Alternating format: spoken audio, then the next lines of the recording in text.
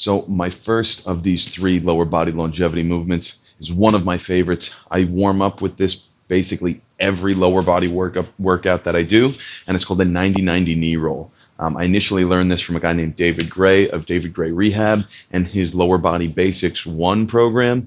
Couldn't recommend that enough as well, but this is one of my favorite movements from that. And very simple in concept, a little more difficult to achieve the first time.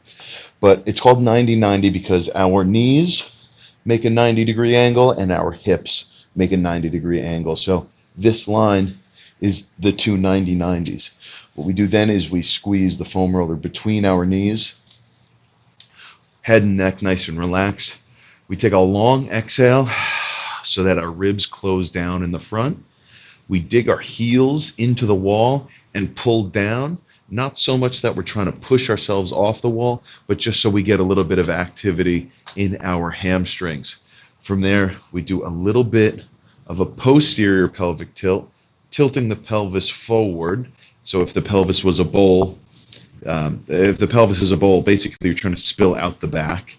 That's the best way I could describe it. So we get that little bit of a tilt. The heels are digging down, and what we're going to do is we're going to roll the hip and the knee so that one knee comes forward, one knee comes back, and that is all from your hips, from your pelvis. So what that's doing is getting a little more range, a little more freedom, a little more movement out of a commonly very stiff area. So we maintain our tilt, we go nice and slow, we have a little squeeze on the foam roller, you'll feel your adductors, you'll feel your groin really getting to work with these, and you could do, 3 sets of 10, you could do 2 sets of 20 here. I absolutely love taking a little more time to get through longer sets, and you just have a little more time to discover things about your movement. So don't be afraid. This is a pretty easy, not super taxing movement. So you could spend some time to learn a few things about how your hips and pelvis move. And that's number 1. The second movement in this little series of 3 is a very simple bridge, but what this does is it makes sure that your leg from the hip down is firing without having to ask your back to do too much work. And the way we achieve that is keeping the bridge very low. So we're not actually going to bring the glutes, we're not going to bring your butt off the floor very high, but you'll notice, especially with the single leg, that when we're actively driving through our shoelaces and keeping the back barely off the ground, you're asking all of your lower leg to really get to work.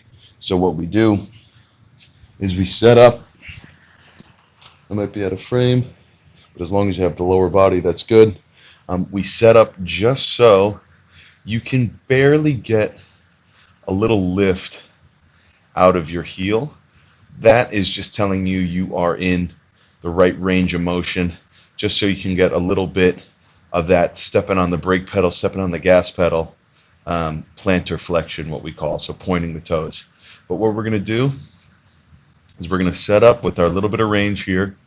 We're going to achieve that same pelvic tilt from the first one, so we're spilling out of the back of our pelvic bowl, and the focus is to drive through the shoelaces, not driving through the heel like your average glute bridge. What we want to do is drive through the shoelaces almost as if we're trying to get our heel towards the ceiling. And when we do that and keep the butt very low, you get a lot of activity in your lower leg. Very easy to find the shakes in here, and you don't put any stress. You put very little stress on your low back. So a great exercise for people that are pretty much overusing their low back. And you could hold this as an isometric for a couple sets of 10 seconds, 5 seconds if you're really just getting started, and then build yourself up to be able to hold that for 30 seconds on. That's a good test to basically tell whether or not you're ready to move forward. If this is really crampy and things don't feel necessarily happy, spend some more time on it. But once you feel that you could hold that really strongly, stepping on the gas, stepping through the shoelaces, it's a good indicator that you're ready for a little more increase, a little higher intensity in your load. So that's 2. So 3, another great movement. Obviously, I feel pretty strongly about the effectiveness and basically the why behind some of these movements. So the first one is really mobility, range of motion through the hips, getting you a little more movement option, more movement options in your hips. The second one is to get everything firing in the low leg, putting little stress on the back. Now this third one, we're going to cross the pelvis essentially and have the glute and the abs working together. So we're in a little bit of a paint me like a French girl side plank kind of thing.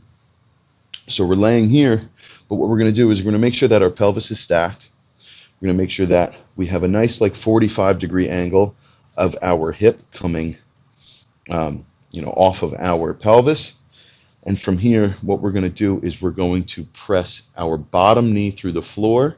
We're going to lift using the glutes and using the abs. And we're also going to open the top leg as well. So we call it a side plank with abduction. Again, these movements were taken out of David Gray's work as well as Dave O'Sullivan's. Both fantastic kind of virtual mentors of mine, both with great products out there themselves.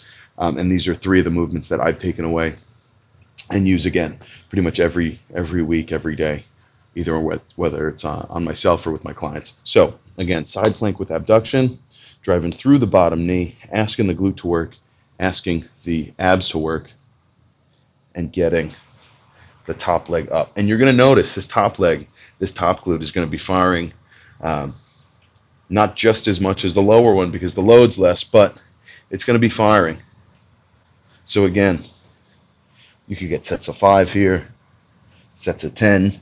You could turn this into an ISO as well, and you will absolutely feel a little bit of a coordination, especially if you start poking around between the firing of this glute and your abs. That's it. I hope you enjoy. I hope you make use of these movements. Again, they're fantastic for warm-ups. You could load them appropriately. You could load them. You could play with the intensity of these movements, especially the last 2. First one, not so much, but great movements for a little bit of longevity and for maintaining that lower body independence over time. So that's it. We'll talk to you soon.